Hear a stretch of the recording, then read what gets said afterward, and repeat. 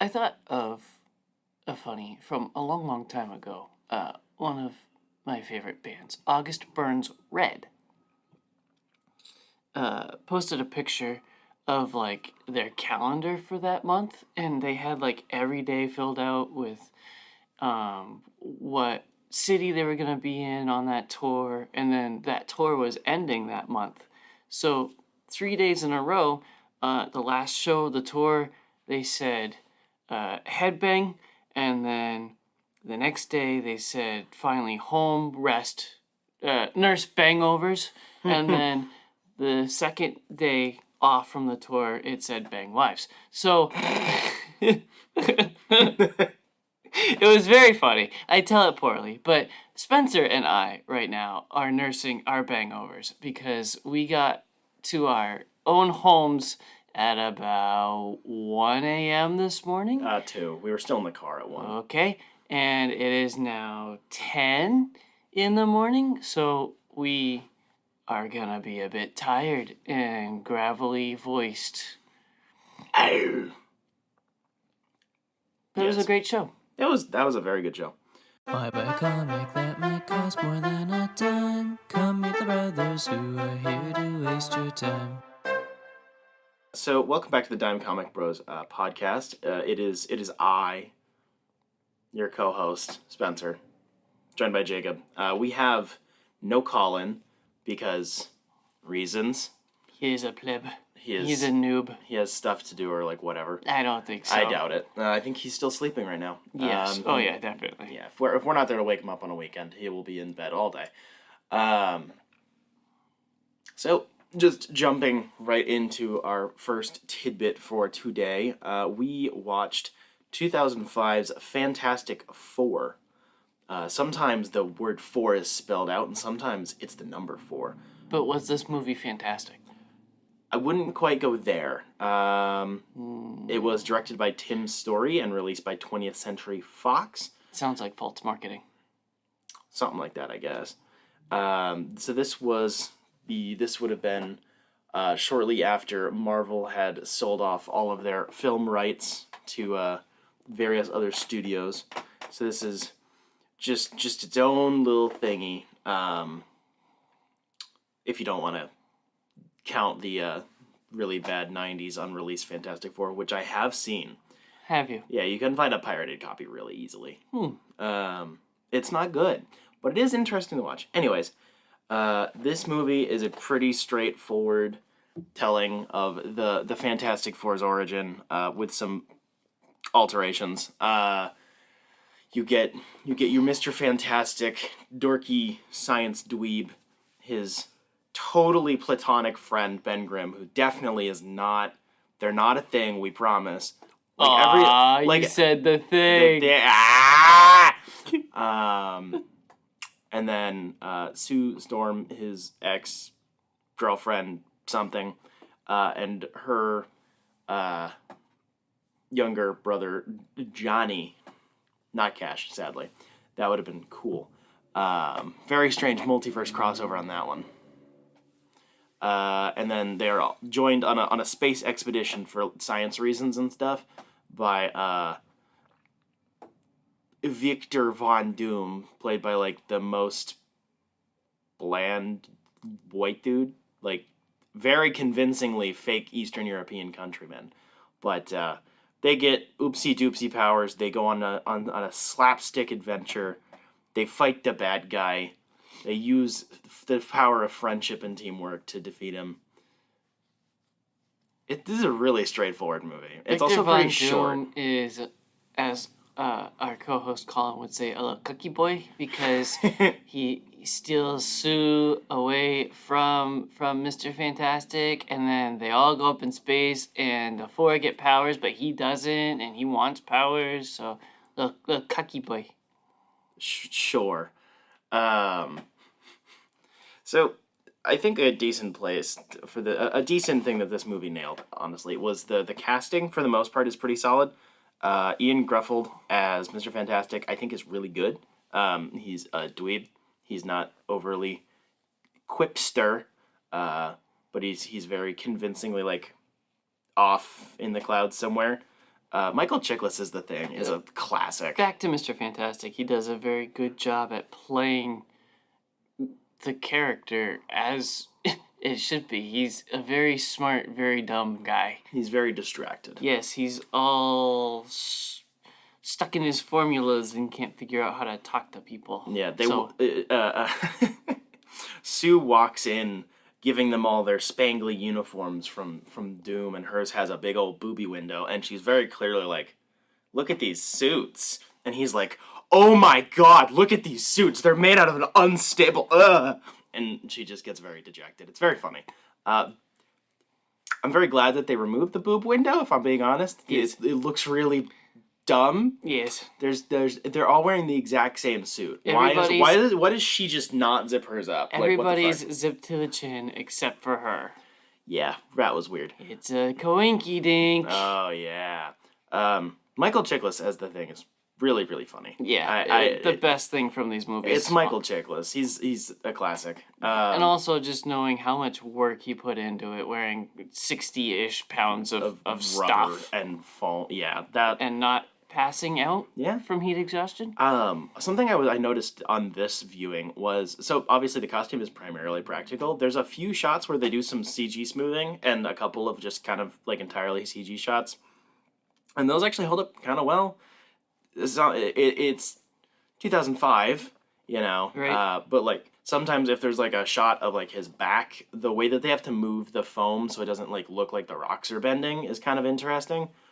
I mean, it sticks out, but it works, you know, in theory. But it works a lot better than a full CG suit would have been in 2005. In 2005, it would have been egregious. So definitely, I really like. I tried cosplaying as the Thing one time because they made, you know, back in the mid 2000s, they had like there's for the Fantastic Four movie as well as the Hulk movie, they had big like smashy hands. Yes. And I tried to make a whole cosplay based off of those. One, it was bad, and I never used it. It was shit. Dang. But it was something that I noticed. They try to put him in. It's kind of a classic look for the Thing to be in a trench coat, anyways. But like they try to put him in the trench coat and pants as much as possible, so he doesn't have to wear the entire suit, and that's probably a good idea. Jessica Alba's Sue Storm doesn't really work for me. Jessica Alba is a very attractive lady. She has not aged a day since this movie, and it's kind of scary. But visually, the way that they costume her is really awkward, in my opinion. The fact that they have her hair dyed so violently blonde, or wig, either way, is really funny. Violently blonde. It's violently blonde. It's not like bleach blonde, but like it's thoroughly bleached. Otherwise, it sounds like the love story you fell asleep to last night. I was reading a book. Leave me alone. What are you reading? Violently blonde. Oh my gosh. Not to be confused with Atomic Blonde. I don't know. I pointed this out while we were watching it, and like, I'm not super. Like, I'm fine if Sue Storm doesn't have blonde hair. Like, that's fine. But the fact that they have, like, a Hispanic actress who at least has a large amount of Hispanic ancestry, most people of that ethnicity don't have blonde hair that color naturally. So, it looks kind of weird, in my opinion, anyways. That's a vibe thing. But, like, it would have been fine if she had her, like, normal, like, medium brunette hair. It would have been fine. The way that they have her hair done up and the constant cleavage is really fucking weird. Sue Storm is supposed to be mommy, not a runway model. It's a vibes based thing, you know. That's legit though. Yeah, like you could probably have pulled it off with her if you had tried, but they didn't. They wanted to go with the hot ex-girlfriend angle instead of she is the mom of the group, which is kind of silly in my opinion. It does kind of just turn into a slab of meat for the movie, and that's kind of annoying. And Chris Evans as Johnny Storm is fucking fantastic. I liked his performance as a kid a lot. I remember when I found out he was going to be Captain America, and I kind of lost my shit. I talked about it yesterday, but it's funny to me that everybody's saying Chris Evans is trying to break away from being typecast as the clean-cut good guy after playing Captain America for so long, but he played the asshole before Captain America too, so I think it's funny. For sure. And I mean, he is kind of playing the same character from Fantastic Four as whatever the last movie was, The Gray Man or whatever. Oh yeah, the Gray Man. We And don't also talk kind of about Knives that. Out. I guess he's very good. He was also in Scott Pilgrim versus the World. Yeah, that would have been in the mid 2000s as I well. remember that. He was the bad guy, or one of the bad guys. I got like 10 minutes into Scott Pilgrim and I was bored. If the humor doesn't work for you, it's not gonna work. That's pretty much how all comedies work. This is and true. it doesn't land for me. Yeah. No, he was really fantastic. I need to stop saying it. Yeah, you do. I don't know. I really dug it.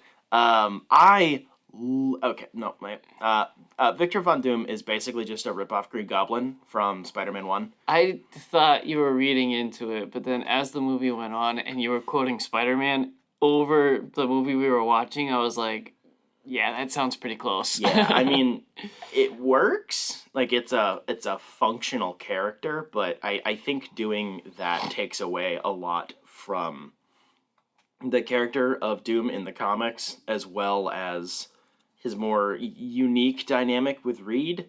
It clearly they needed some help in the writing department, so they went, screw it, we'll just kind of pull this over from another movie. The performance is fine. He's definitely hamming it up, which is always a win. Like, Doom should be hammy. Doom can be played with nuance, but he should also be kind of a goober. Not him being a goober, but like, you know what I mean. It should there's some humor to it. Also, this is the start of misrepresentation of Doctor Doom and his powers. Yeah. I don't despise my body is turning into metal thing. I don't like it. I don't like it. But I don't. Because it doesn't make hate sense it. with the story. He's mad that he didn't get powers. No, but he it's, got powers when they went into space. It Right. just doesn't show up it's externally. Just not He what wants he wants. If more. he wants more powers, It's weird. it's dumb. It's certainly a Green Gobby ripoff. That somewhere in that category. The costume slaps though. The fact that he's still wearing like slacks with this weird coat hoodie combo with the mask, that kind of looks great. The heavy cloth outfit and the mask is really cool. I like that, but yeah, just giving him kind of like lightning based powers is kind of cringe. Oh no, he's strong and metal. It's weird because Doctor Doom in the comics is like, what if Tony Stark wasn't like afraid of magic? He has about as much technology, but he also uses magic and all of the dark magic all the time. So like he has a cool dynamic with Doctor Strange as well as all the like tech based billionaire dweebs. So he has magic and he like communes with hell and like all sorts of crazy stuff in addition to being a tech genius. It turning him into a pretty generic Green Goblin ripoff was kind of silly. The costumes otherwise though, the Fantastic Four suits are hot. I want one. And then he gets quickly murdered by the Fantastic Four at the end of the movie, put in a shipping container and shipped off to Latveria, because that makes sense. Sequel bait. I do love the fact that the ending is like a goofy science thing. I really like that because it's how a lot of Fantastic Four books go. Reed everything starts with, Reed was doing this thing, and then he went a little too far on accident, and he did it when he shouldn't have done it. Everyone told him not to, and now he has to go fix it. He disappears for half the book, and then he comes up with a box with a button on it, and then he presses the button, and then there's a tech fix to all their problems. As my co-host Spencer would say, Mr. Fantastic did an oopsie-doopsie fucky-wucky. Yes! That is his character. It's great. And I like the fact that they had a small-scale fight in the middle of a New York street, and then they scienced him. Like, it's silly, but he's stretchy. Back to the hot suits. The suits are fucking awesome. I've always liked these, and I think that they're actually better in this movie than they are in the sequel. They get a little lighter colored. They're minimalist and simple. Yeah, they're physical jumpsuits. They have a nice Fantastic Four logo. They have a good color palette. The blue isn't just one shade. There's multiple shades of blue that kind of gradient around. It's like dark. It's got a little hint of green in it, I think, like a little. Yeah, I don't think so. It's in the area of blue where it gets closer to being like those weird in between colors between blue and green. It's near those a little. I think it's just really dark blue. The texture is really nice. It looks kind of like suede sometimes. The black and gray piping isn't like egregious. It's just a little bit over the shoulders and like over the back. It cuts the suit into nice portions, so it doesn't look like. Have you seen someone in like just a spandex onesie? No one looks good in those unless you're literally Spider-Man. And even Spider-Man doesn't like putting a physical human in one of those. It fucks with your proportions and you look weird. That's why they put. People complain when Superman doesn't have the trunks or at least a belt because it chops the flow up a little bit. All that sort of fun stuff. It's the same thing here. They did a couple of lines and like that's it. There's no. They did a couple of lines. No, nobody did cocaine during this movie for sure. It would have been a lot more exciting otherwise. I don't know. They're really nice. They're physical props. They work really well when they have to be CG elements as well. They're not overly textured or designed, but they're not like, wow, that's literally spandex. That's nice. I do, at some point in my life, want to see the Thing in live action, not just wearing pants.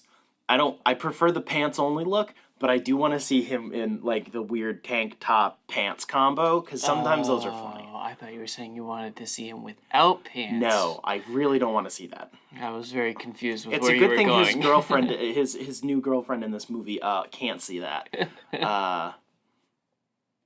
Story is incredibly mid. It's so basic, which works, I guess. It lets to be fair, it was long before we were swamped with origin stories. True. It's straightforward. It gets the origin bit out of the way pretty quickly.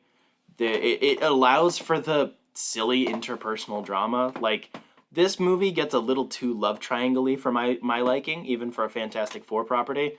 But, like, Fantastic Four comics have melodrama to them. It's supposed to be a family dynamic. They have a lot of stupid arguments, and that was handled fairly well. It just sometimes the Sue and Reed dynamic was a little bit much in this movie. It's like, could you communicate, please, and then move on so we could stop having I don't know. It was a little hammy, but the rest of it was solid. They just kind of let the actors do their thing, which was nice. Watching them interact, the chemistry between Chris Evans and Michael Chiklis is great. I'm sorry, I got distracted by your trash can because you have squeezed a Jetpack plastic bag into a can that's too big, so it kind of looks like a 300-pound woman still trying to fit into her large-sized bikini, and it's not working. That's kind of the same thought I was having. Far too much material over too much space. Too little material over too much space. Yes. A lot of the effects kind of hold up pretty well. Because they're used sparingly. True. The early to middle 2000s, like, military text on screen computer stuff looks like ass, but that is always going to age poorly. Johnny Storm looks fine, especially for being a 2000 whatever movie. Yeah, it moved. The physics are pretty solid. The cars blowing up and stuff is a bit much, but like it looks fine. His face looks somewhat close to his actual face. Yeah. It doesn't look like a PS1 model. So. Yeah, exactly. It's weird to go, there aren't that many VFX shots to criticize in a movie about superheroes. Like, it's not like this is some stupidly grounded movie or anything. They don't do it because it's a lot more of like a interpersonal drama movie. I was laughing about the end of the movie when they're fighting Dr. Doom because they had to use all four of their powers at the same time because, of course, so the Thing breaks off a fire hydrant and puts his foot on it to redirect the water. And then Reed turns into a turns slot. into like a corkscrew to redirect the water, and I was like, he's doing the thing in the shower where you have the water run down your fingers and you can bend water. You're a water bender. It was really funny. I like this movie. It's fun. It's fun. It's like solid. Yeah. It could have been a lot better, but it's fun to look back on it and be like, this is where we came from. I remember watching this as a kid and I liked it wholeheartedly. It wasn't my favorite thing in the world. Of course, Spider-Man was better. Right. But it was like, yeah, this is nice. It was not because I don't remember what my introduction to the Fantastic Four was. It wasn't this movie, but I think it was this movie. Really? For me. I think so. You could do worse. Yeah. At least it's a tonal indication, roughly, of what they are. That's kind of the more important thing, I think, than the rest of the details. Is the tone is kind of there. It's a bit goofy. It's a bit melodramatic. it's silly. There's random tech words going around. Science nerd shit. Yeah, Yeah. I dig it. There's also a fair few pretty decent dramatic moments. Not a lot, but the one that comes to mind is when the Thing's fiance or wife drops her wedding ring on the ground because she's like, oh no, he ugly now. And he can't pick it up because his hands are so big.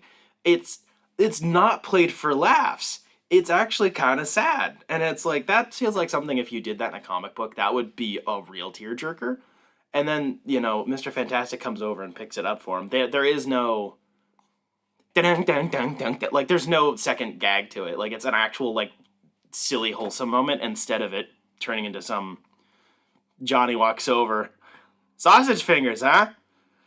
I like that. I like when you, even if it's silly, melodramatic emotion, I like it when you play it serious instead of trying to turn it into a joke. Yeah, it's like a 3 out of 5. It's like fine.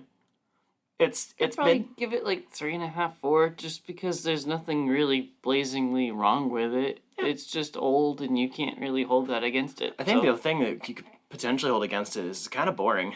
Yeah. Which is more so just like I think that's expectations. Just a Fantastic Four thing, though. I have not had anything Fantastic Four that I'm like interested in. It's just fine. I think it's more. It has a brief runtime, thankfully. I think it's just because, like, it's visually fine, but it doesn't have a lot of flair to it. There's no strong... That's still kind of what Fantastic Four is, though. Well, it can be more. It hasn't been more on screen ever, but like it could be. You compare this next to its brothers in arms of the mid 2000s. Like, most of the X-Men movies have more style than this, even the bad ones, and Spider-Man, obviously. It's fine. I don't remember anything else I've ever seen that was directed or written by Tim Story, so I think it's just these two movies that I'm aware of. I'm probably wrong, but like, seems like just a guy who can like direct a movie set real well, but like doesn't have a lot of style, which is fine, I guess. Knowing the unpublished schedule, I'm surprised we're gonna go a whole 3 seasons before we review the Sam Raimi series. That's good on you. Spider-Man Discourse is third in the hierarchy of horrible. We have MCU, Star Wars, and then Spider-Man. Any Spider-Man discourse outside of the comics. And even the comics can get pretty rough. Spooderman. Yes, Spooderman. So moving on. Ooh, yeah, ruffle the bag real good. Let's check the goodie bag. What have you been up to, good sir? Let's go with the easy one first. I read One Dark Knight, or Batman One Dark Knight, written and I believe arted by Jock. Woo. Jock. Strap. That's how it's spelled. It's not the French Jacques. It's Jock. Yeah, no. I think it's his first name, and that's just what he uses for his pen name, I think. I like it. I'm surprised you're not saying One Dark Knight like you do every single time. Gets old? Yeah. All right, what's up with this book? Tell me about it. The villain EMP is getting moved from one place to another. I forget if it's Blackgate to Arkham, from prison to Blackgate. I don't know. Ooh, here's a map. All right, so from Arkham to Blackgate. That was close. An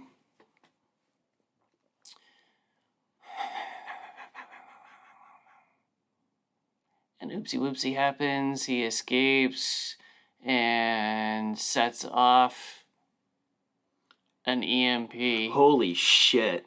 And the villain does his villain name. Gotham goes dark, and so Batman has to stop him from doing more or catch him or whatever, amongst all kinds of riots and gang wars and whatever else is happening in the dark.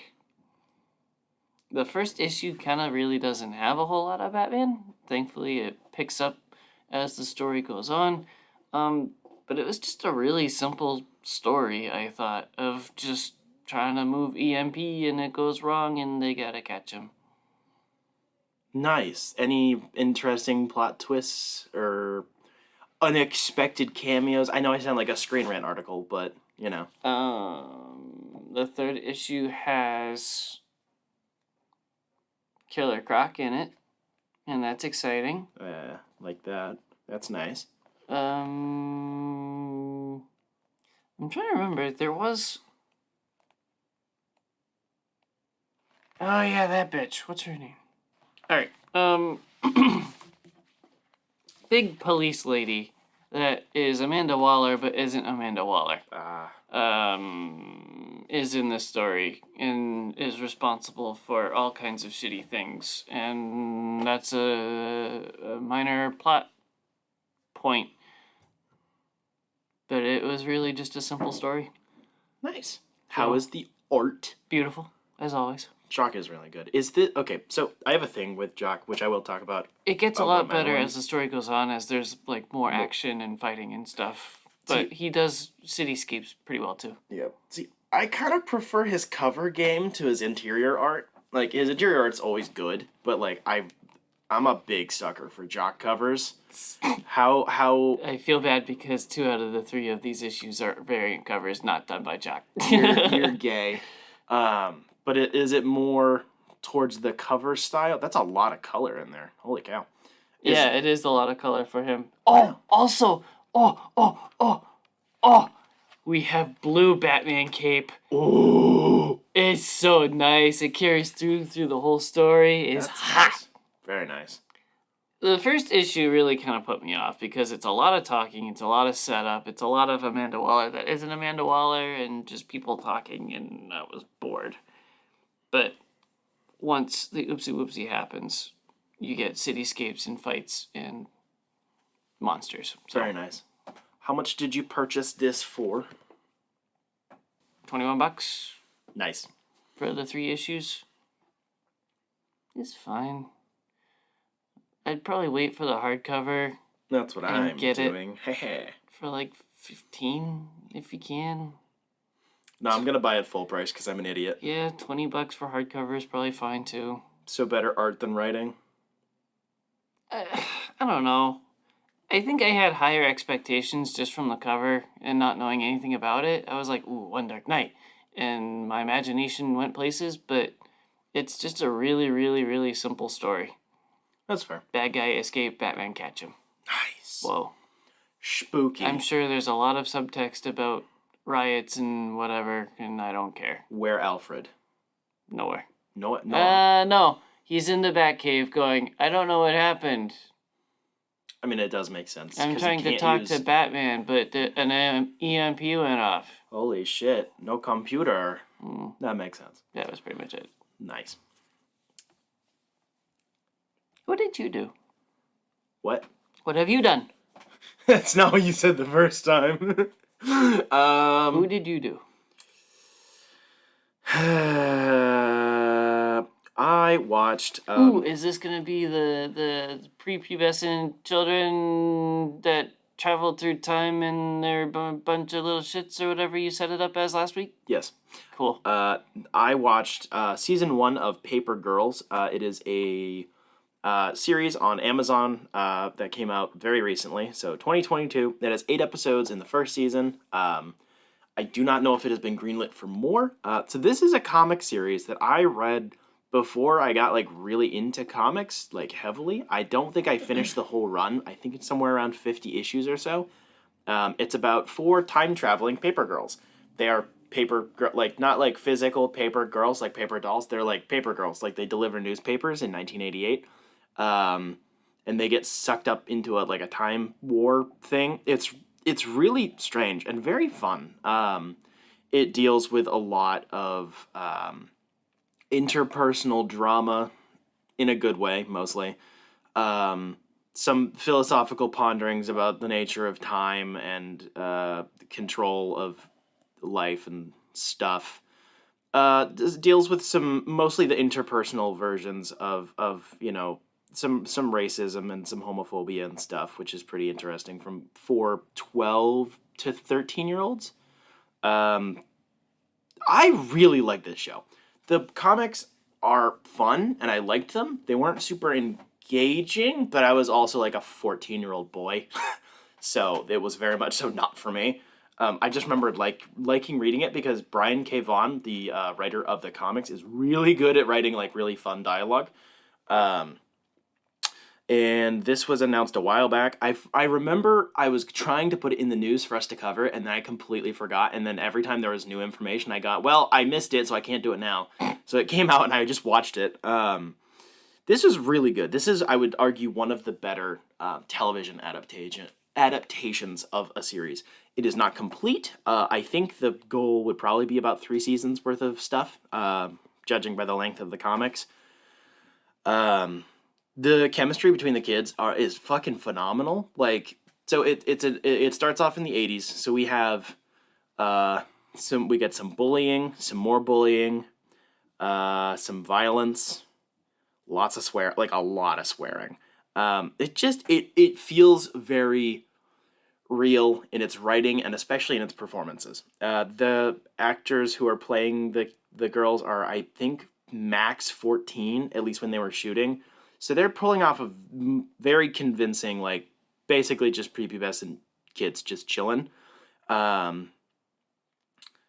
It's a lot more focused on the interpersonal drama and, like, understanding, it's a lot. So they meet future versions of themselves in different time periods, or meet some of their relatives. They see the impact they've had on the world. Some of them find out, maybe how they've died, things like that. So it's a lot of talking, if I'm being honest. It's a lot of dialogue-heavy scenes. There's very little pondering about the actual physical science of this. It's pretty much explained away pretty easily, I think. So there is... there's 4 of them, like I said. KJ is my favorite. She is a rich Jewish kid. And then she... starts finding out that a future version of her may or may not be a gay, so that's a whole thing. It's a lot of very interesting drama around that. There's also Mac or Mackenzie. She is a very poor, you could say trailer trash kid, effectively. And then we have what's their names? Tiffany is a fuck, where'd it go? Fuck off, text messages. Tiffany is a black kid who's going into STEM. She wants to go to MIT. And then we have the quote-unquote new girl, who is... Holy shit, why am I forgetting her name? Come on. Erin. She is a second generation, I believe, Chinese immigrant, if I remember correctly. So it just deals with a whole bunch of different social stuff. The plot, when it does do plot stuff, is actually pretty interesting. I think because it uses it very, very sparingly. There's very little violence in the show when it does do it. KJ accidentally murders a guy just straight up in like episode 1. Just she hits him really hard in the face with a hockey stick. Oops. Just straight up murder. It's very traumatizing. Like when it does it, it breaks the veneer of being like, oh, happy, fun. Oh, it's like Stranger Things, duh. The future stuff and the plot adjacent elements, like the time traveling organizations, kind of feel cheap, quality wise, just props and sets and whatever, but that's kind of expected. I doubt this show had a high budget. Probably another reason why they decided to lean very heavily into the interpersonal angle. I don't know. It's hard to describe most of this because it is so interpersonally like drama based. It's a lot of little things, just kind of kids learning to like get along and be better people, I guess. It's fun. I really liked it. I hope there's a quick turnaround for the next season because this show will be very awkward if the actors start getting older very quickly. It's gonna feel real weird because it takes place. This most likely would take place back to back to back. It just you got to turn this one around real quick. Otherwise, it's gonna be. They're not gonna be pure prepubescent girls, and it's gonna be really awkward. I will not elaborate any further. I watched this on Prime with my Prime subscription, so it was basically free. I enjoyed it a lot, and I would recommend it to a lot of peoples. Give me more shit, Jacob. What you been doing? This one's gonna be fun. Oh, gosh. I kind of wish Colin was here for this one. I read Wonder Woman Step on Me Mommy because the cover has her standing on Batman's face. Is that an Alex Ross cover? That looks like an Alex Ross cover. I don't think so. It's close. The cover is the nicest art piece of this book. Okay, to be honest, that's most comics. But the inside artwork is like early 2000s digital. Yeah. It's ugly. Smooth. It's very ugly. I wouldn't say very ugly. It's very homogenous. It wears you down as you're reading it. The faces are rough. Yeah. Wonder Woman is... What's the actual name of the book? Oh, sorry. Wonder Woman, the Hiketeia? The Hiketeia? The... I don't know. Hackety. Fuck you. It's written by Greg Rucka and arted, I believe, by... penciled by J.G. Jones. Greg Rucka wrote a lot of Wonder Woman in the mid-2000s. That's interesting. Wonder Woman is the freaking ambassador at the stupid... Embassy. Thank you. Wonder Woman is working at a Themyscira embassy, basically. Nice. Right? I don't know. I haven't read it. You tell me, What is man. words? Why do we have the stupid even without Colin? It's contagious or something. That makes sense. She's an ambassador for Themyscira.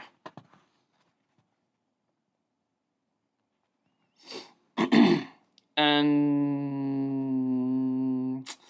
a lot of backstory, a lot of Hecate, and then we cut to some chick doing a kill, and then Batman is chasing her, and then she gets away, but she shows up at, Embassy of Themyscira.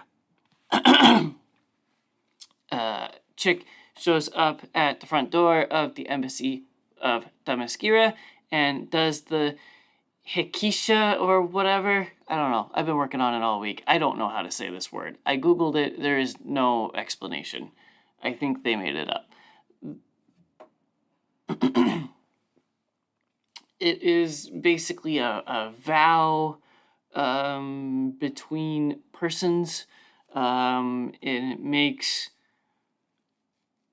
the one that the vow is being made to as like owner / protector of the person. It's like a weird peace offering, like, will you protect me and I'll work for you kind of promise. And there's like a lot of... Sounds like some bondage shit to me. Not really between that, but then Batman comes a knocking and says, yo, give me bad chick, and Wonder Woman says, no, piss off, she mine now, and they do a fight, and then the end of the story, the bad chick feels bad because she's being chased and jumps off a bridge. And Wonder Woman feels bad. I expected a lot more, even though I did not expect much based on the cover. It just felt very choppy. Things happened because they had to happen and not because it made sense. I bought this from Chaotic Comics in Dover, New Hampshire, for $15. Cover price is $18. It's like 100-ish pages, not even. It's fine. I'd give it 2 stars out of 5. Kind of on the lower end of fine. Not stonks. I'll give it to you because it's a quick poop read. And you like Wonder Woman stuff. I have so many quick poop reads. I've actually seen this one in a lot of places, and I've gone, I'm not buying that just because of the cover. Someone's gonna think I'm a simp. Whoever's like behind the counter selling it to me, no. And then I finally did. Yeah, of course you did. Colin would have a lot of fun talking about this one though. Mommy, ooh! Just Oh, geez, that was really close. Oh, gosh. That's a coffee brick right there. I sound too much like Colin. I'm scared. What else have you read? I read Deadpool Kills the Marvel Universe again. Because... No. The book says again. The Yes. title. Yeah, correct. This is a non-connected reimagining, sort of the original book. It's by the same creative team, written by Colin Bunn with pencils by Dalibor Talajic, I think is how you say the name. It's a 5-issue miniseries that came out in 2017. It is 1 issue longer than the original series, which I think is to its benefit. Basically, in the original series, Deadpool got his brain fucketed with by a doctor, and then he went crazy and was like, oh, I see the fourth wall, and stuff.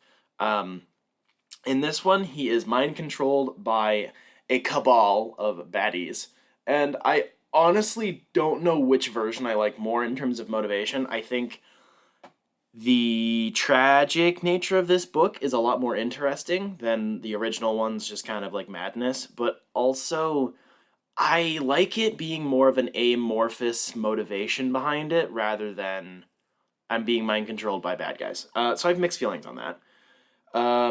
Yeah, he gets mind-controlled. He doesn't know that he's doing the murders, and then other heroes, the detective-ish ones, are all trying to figure out what the hell's going on. So it involves a lot more character interactions with the Marvel heroes, unlike the first book, which was a weakness of that one, that it just didn't have a lot of character interactions, and they died very quickly, and a lot of them were off-panel. I think the art's really good in this book, actually. There's a lot of really unique character designs. It's a very different visual style than the previous art from this artist I've seen. I don't really know how to describe it. It's different. The Deadpool design I actually really like. It's very sad looking. He's not quippy. He's very depressed. Effectively, the mind control that they have going on, it means that he sees a different reality than everybody else, so he thinks he's killing bad guys, basically, whilst he's killing his friends. It's really cool because we have the normal art style for what everyone else sees, and then at different times there's a different art style for what Deadpool is seeing. So sometimes it would look like something silly, like a Scotty Young or like a Dan Hip, something silly, goofy, wholesome. And then other times it'll be really dark and gruesome, and it bounces back and forth between a bunch of different art styles really well.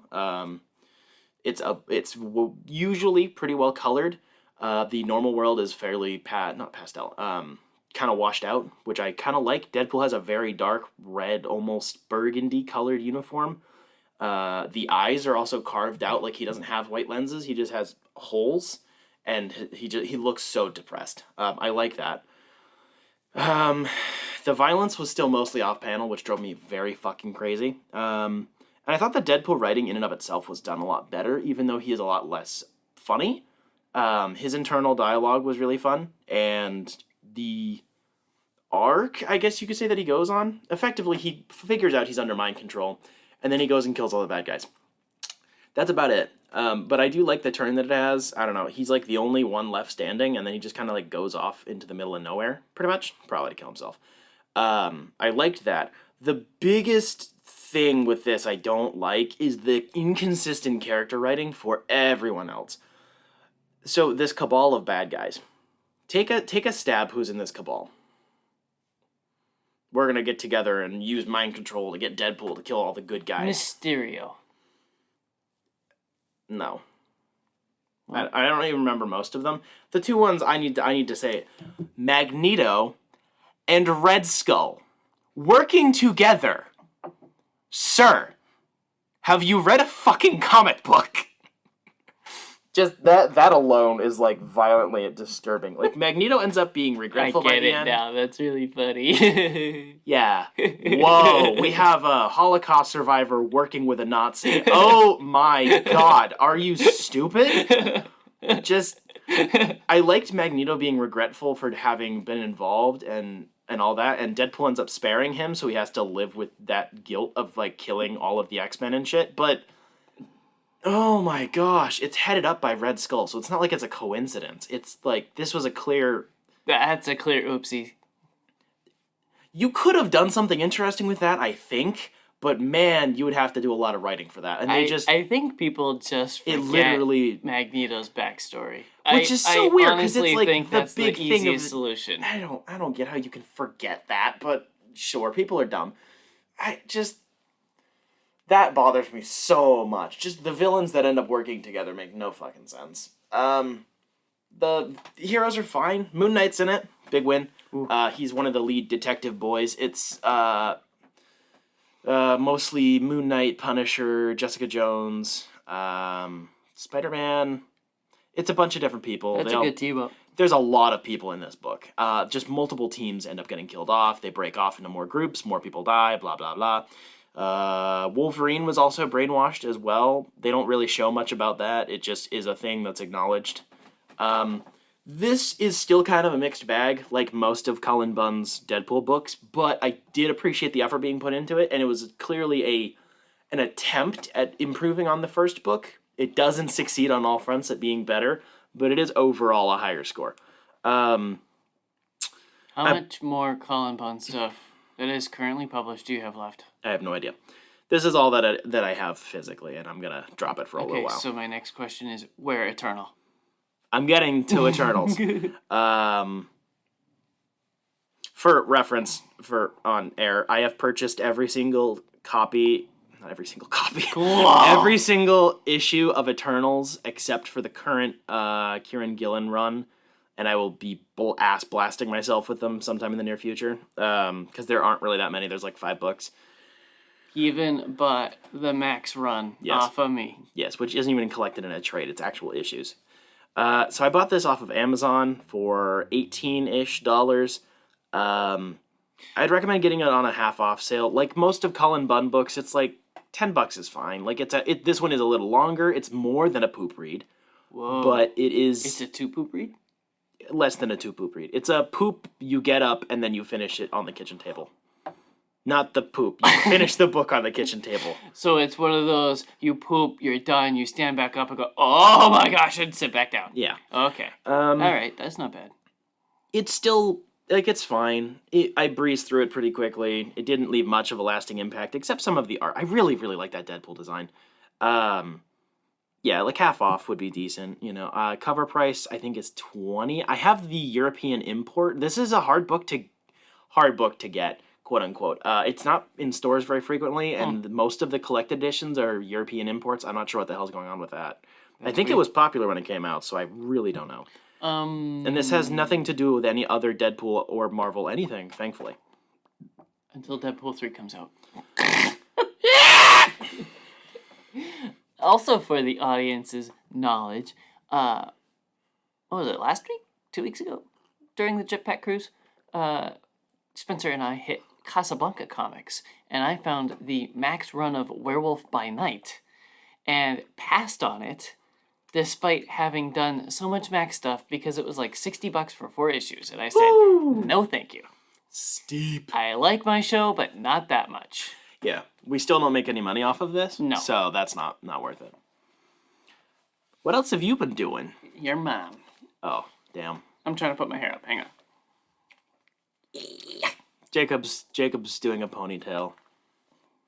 How are you going to do a review and give me head at the same time? It's better than doing a pony. True. At least the pony would be around Colin's height. In comparison to a horse. Same size ass, too. True. I'm almost done with it. I'm close enough to review it, I guess. But not entirely. We needed a call-on moment, so here it is. Almost done with Justice League Dark, Volume 2, The Lords of Order. Longtime listeners may remember that I reviewed the first one and said, there was a weird section that was missing in the middle because it was a big crossover. I started reading this book and said, wow, I'm really missing something from that huge crossover. Got the trade paperback, read the crossover, said, it didn't seem like that much. I mean, yeah, it's important and should have been included in the story, but it's fine. Came back to this one, and I can see why I was confused, because they do refer to Hiketeia and her powers quite often, but it didn't really end up changing the story in this book, as far as I can tell. So, Dr. Fate. I had to make sure it was Dr. Fate, not Dr. Destiny. It's been a lot of Sandman this week. Dr. Fate has had enough with magic. For some reason, he's got a crew together, and he's trying to just end all magic, because in the first volume, magic was melting down and acting up, so he's Like taking Colin? it upon himself to just end all magic, so that... It whatever. is time for the Jedi to end. Yes. He's got a crew, he's super powerful, the Justice League Dark haven't been able to beat him, so he's basically been chasing all of the magical refugees. They keep jumping around different freaking worlds and timelines and trying to get away and can't. He's chased them down, and he said, alright, here you go.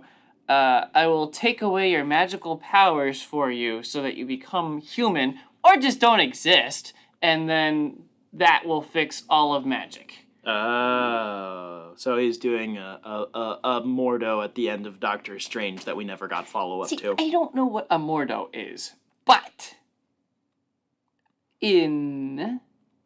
what issues? Chapter 4 of this arc, we... Wonder Woman and Zatanna, Zatanna? It's Zatanna. I know. You always say it's Zatanna because it's Zatanna, and everyone knows it's Zatanna, Jacob. Zatanna. I hate you. Go to find more Drew. And that sounds pretty close to Mordau or whatever you said. Mordau, the sword fighting EA game. That is decent, I guess. Goodness you. I don't know. There's a lot of lore here. A lot of characters I don't know. So I'm a little bit lost, but it's been a lot of fun. They basically make the deal with the devil with Mordru, because Mordru bad, I guess. And they get this sick outfit change, which sounds horny, but it's not. The one on the left is Zatanna. She's got this ruby that Mordru made on her forehead, and she's blindfolded basically for the rest of it. And she's got this really nice black and red, mostly black suit with like a white tank top, and then the inside of her coat is red. And then Wonder Woman has a drastic change. She bald. I think. Looks bald to me. Bald and mostly topless, except for like one gold W covering sensitive bits, which is a little bit horny, I must admit. But she also has this giant ass sword and gold leg. I was gonna call them leggings, leg armor, I guess. But they look badass. Issue 5 has a lot of flashbacks where the Justice League Dark was proposed, and Wonder Woman's like, yeah, I want to head it up, and Batman says, this is dangerous. Magic goes a lot of places, and you could become really powerful, and at what cost and whatever, and it's very foreshadowy in the same issue. Wow. That's more like two shadowing. Sure. In shadowing? But anyway, leveled up Wonder Woman and Zatanna come and meet Dr. Fate as he's committing the magical genocide.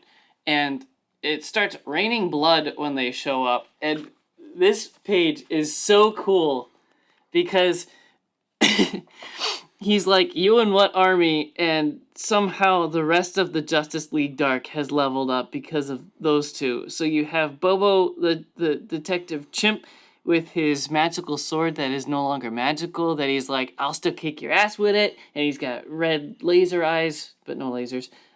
Man-Bat, it looks like he's all leather now, and a little demonic Swamp Thing has red eyes and is all pissed off and veiny. It's so cool, because it's raining blood at the same time. It's just more metal, basically. I don't know. I'm having a lot of fun with Justice League Dark. I think you would have more fun with it because you know some of these fringe characters that I don't. Cover price is $17. I get it pre-owned at Bulmo's for $7. Sheesh. It is a good deal. Nice. I also love that Bulmos' stickers peel off with like no residue or anything. I It's do like so that. easy Especially to clean up. They put so many stickers on them. Yeah. Thankfully they come off easy. I'm just now realizing that I didn't start the oven like I was supposed to. Oh no. I'm still thin. Ooh, thick door. What is your last talking point? So, I watched more Umbrella Academy. I thought you were going to say you needed a question. I was like, whoa, no way. Nah. There's no way. It's been a while, and it's gonna keep being a while. Nice try. Mr. I have a backlog. Yeah, I do. So I watched the second season of Umbrella Academy. I'm on my, I think it's third rewatch of season 1 and 2. This came out in 2020 via Netflix. We pick up directly where the first season left off. The family of 7, well, technically 6, get yeeted into the past. They're in the 60s, and they have to deal with a bunch of different subplots revolving around the assassination of JFK, dealing with the Handler and the time travel agency, whom's name Commission. There we go. Dealing with all sorts of fun shenanigans. Vanya has lost her powers and her memories and stuff, and is living on a farm. Luther is a washed-up bouncer guy. Allison has a family, and Klaus has a cult, which is still one of the funniest things I've seen in this show. And 5 is 5. Do you think it's a Jared Leto parody? No, but it's getting closer by the day. Maybe in the next season it will be getting closer to that. Yeah, so Hazel from last season just bites the bullet as soon as the season starts rolling. He sacrifices himself to give a briefcase, one of the time travel devices, to the family so they can move back in time, blah, blah, blah, prevent another apocalypse. Apocalypses follow them wherever they go, blah, blah, blah. I really like the contrast, like I said last episode, between Vanya when she's drugged up and depressed and lonely versus when she's like hanging out and being normal with her brain functioning correctly. She's actually a really fun character when she has her personality. I really like the strong contrast between the two seasons. They really focus on making her happy with this family that she's living with. There's a lot of drama with that, which personally didn't really work for me. I really don't I don't buy her chemistry with Sissy, the woman that she's into. It's weird. I like the plot with her and Sissy's son Harland. I like all of that stuff. I just the romance chemistry didn't really sell me.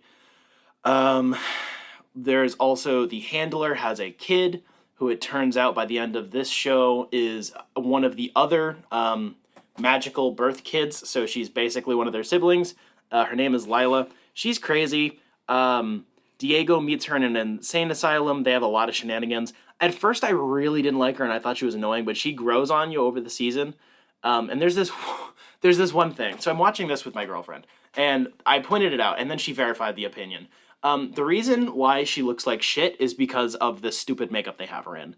Just the amount of insanely heavy eyeshadow and long lashes, it's so much. She's a very attractive woman without the said makeup. The makeup is really bad. But Lila also has a really funny hairdo that it just doesn't work. They're trying to make her look like she's crazy and unhinged, but it just looks like they took like a crayon to her eyes.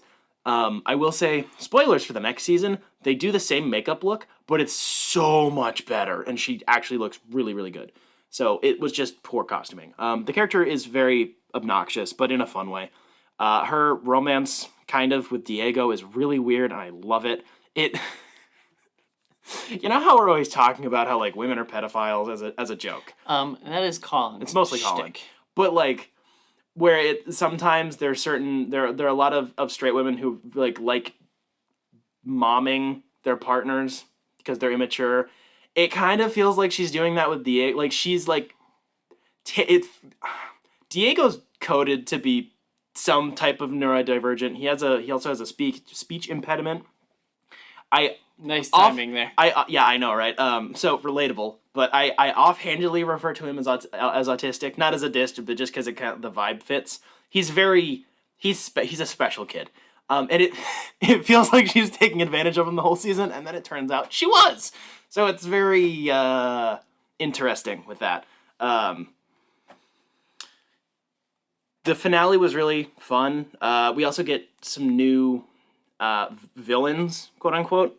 We have the Swedes, which are three Swedish brothers. They're Swedes. Whoa. They have cats. Wait. They don't have fish? No fish. Although there is a fish in this season. But not the Swedes. No, not the Swedes. The Swedes are fine. They're not as good as Hazel and Cha-Cha, in my opinion, but they're still very fun. The Handler having a much more present role in this season, I much enjoyed. I believe it's Kate Moss. Might be wrong on the name. The actress is very nice, and she's fun to watch. I think it's Aidan Gallagher, the actor who plays Five, is still completely knocking it out of the park and is like a league of his own on this show. He goes on a murder rampage in one of the later episodes, and I really enjoyed that sequence. Yeah, Jake. Yeah. Mm-hmm. Yeah. I wasn't listening to you. No. I know what you're looking at. It is not Kate Moss. What's her name? I don't know. I looked up Kate Moss. And she's not in Umbrella Academy. The finale ends up being on Sissy and Harlan's farm. There's a big battle with a lot of commission agents. It's fine. That's where I think the budgetary limitations really started showing. The rest of this show looks really good. What was the name of the character? The Handler. Kate Walsh. Oh, Kate Walsh. Okay. Hot. Kate Moss does a lot of porn. That's nice. And Calvin Klein commercials that are still basically porn. Nice. That's why I was making that face. Like, wow, who is this person? This show is a period piece, or at least this season is, and it does look really good. I did like all of that, but the finale I did definitely think showed the limitations of their capabilities for physical effects, and they had to do a lot of stuff digitally. It doesn't look great, but it's fine. No big deal. It also turns out that Lila has powers, and she can basically copy any of the other people with powers, and she can, like, redirect their stuff. So if Five is blinking, she can start blinking. If Vanya goes boom, then she can go boom. It's really fun. There's a little bit of time travel shenanigans at the end of this episode. I don't know. I like this season. There are some parts of it which are less enjoyable than the first season. I think it's more cohesive. I think is the word I've described it as a lot of times. It's a lot more thoroughly put together. Some parts of it just don't work for me personally. So I like the first season a little bit more. Both really good on rewatch. I can't believe how long I had to wait for the next season. By so long, I mean like 2 years, but it felt like ages because COVID time, mostly, took fucking forever. So, umbrellas and stuff. I dig it. They do more time travel. They go to the future, and then, oh no, they're in a different timeline because they fucked it up again, and then that's the end. Good show. Much good show. Much fun chemistry. Very funny. Good quip. You know who else has good quips? Our patron, Jeff Lawrence. Yes. if you'd like to support the show financially, you can go to patreon.com/dimecomicbros. We have a bunch of different tiers with a lot of different rewards. I thought you were going to list a great quip that Jeff Lawrence has used. No, you need to be friends with Jeff to hear his quips. We rode in a car with him Yeah. for 6 hours yesterday. I'm not going to share that with the public. That's private information, Jacob. Oh. You can get your name shouted out on all of our episodes. You can get some commissions done by Colin. Lots of stickers. Jeff also has a patron. Oh, did he get that up and running? He said that yesterday. Oh, sweet. I didn't know. He said he set it up and has done nothing with it to like even advertise it. Oh. Because he's trying to set himself up with a schedule, Nice. a release schedule, and a backlog, which is understandable. Speaking of backlog, yes, we have a backlog of many episodes of Dime Comic Bros Happy Hour, which is our second, I think that tertiary would be an accurate word, podcast, where we kind of chill. We have a drink or a cup of coffee, maybe lunch. We talk about random bullshittery. Sometimes it's more nerd stuff. Sometimes it's personal stuff. Sometimes it's escapades and adventures. Sometimes it's dad movies. Who knows? Sometimes it's coffee and liquor. Those are good mornings. We have a lot of episodes of that. I think we're up to like 60 or something at this point. It's a lot. I've stopped counting. We have a lot of them. Wow. Those are all available exclusively on our Patreon. They come out the same day, typically, as our normal episodes of Dime Comic Bros. And also on Dime Comic Bros Patreon, you can listen to all episodes of the Dime Comic Bros podcast, as well as the Dime Gaming Bros podcast, up early by a few days. There was a big delay on Dime Gaming Bros this past month, which is mostly my fault. I was very sick, and then it took me forever to edit it. So that will be, by the time this episode is up, that will also be up. So I'm plugging it. Suck my nuts. Jacob and I, on that show, discuss video games and video game news and tech stuff and all sorts of fun shenanigans. This past episode, I played Journey, the game, and then Jacob played Wolfenstein 2, the new Colossus. And we talked about the new Resident Evil adaptation on Netflix, as well as lots of news. So go check that episode out. It sounds to me like you delayed it twice just so that you could have people suck your nuts. Maybe. I do like having my nuts sucked. That is quite the strategy. I know, right?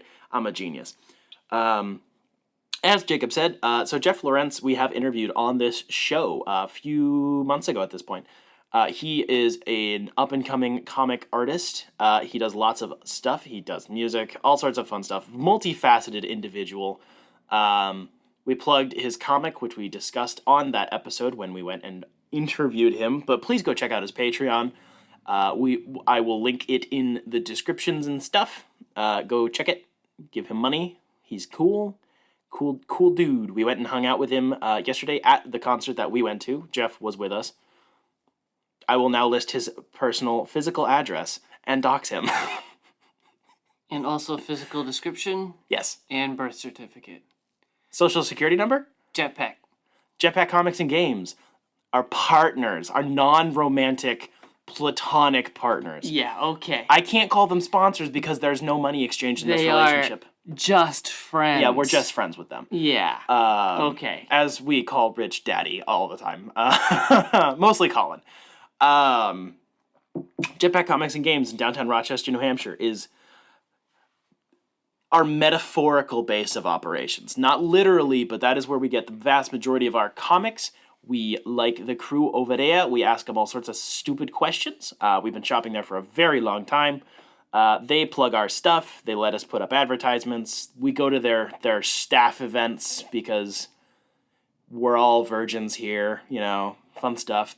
Go check out their supply of shenanigans. They got comics, they got games, they got hardcovers, they got softcovers, they got omnibussy, they got hardcovers, they got absolute editions, they have statues, they got weird swag, buttons, cards, more trading cards, Dice, D&D stuff, figurines, some video games in the back, and a pinball machine. Go check out their stuff. Let them know that we sent you. Be greatly appreciated. I'm sure that they would love to get some good social interaction. They don't do sports cards. Do not bring sports cards in there. They will laugh you out. They've had many bad experiences with sports cards because, sorry, sports cards people are the fucking worst. You guys are a whole other subspecies of idiot. So they don't deal with used that. to be that I guy. was, because I was in middle school. That is when you're allowed to do that. Wow. Next week, news. We have some news with Colin, and we will be discussing Sandman season 1 from the Netflix Stufferinos. Probably. Yes, we will. We will. I will make you to finish. That sounded.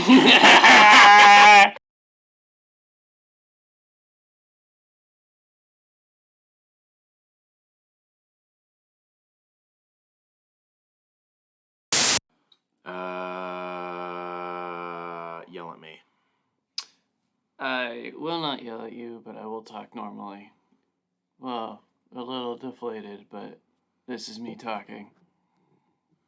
Gonna turn the gain up by 10%. Butt cheeks on a stick. Mother trucker, dude! Hit her like a butt cheek on a stick. That's one of my favorites. There's a guy at work that's giving me a hard time for not dropping the F-bomb, but I'll replace it with friggin' or whatever. And he hasn't said anything outright, but he's been like, yeah, freaking right, dude. I mean, there's so freaking much of that. Like, frig, right? Yeah, I see you. So, eventually I'm gonna drop that one, and that'll ease the tension between us. I'm sure. He's a cool dude anyway. I like him. We are on 2 creaky wooden chairs in my non-office office, hoping that the blanket is enough to keep most of the outside world at bay. It's so much cooler when Colin's not here. Like, I'm still dry. He's not here to make me so wet. I stop getting gassy when I have to shit. Because it's just... Yeah, it just plugs up. Exactly.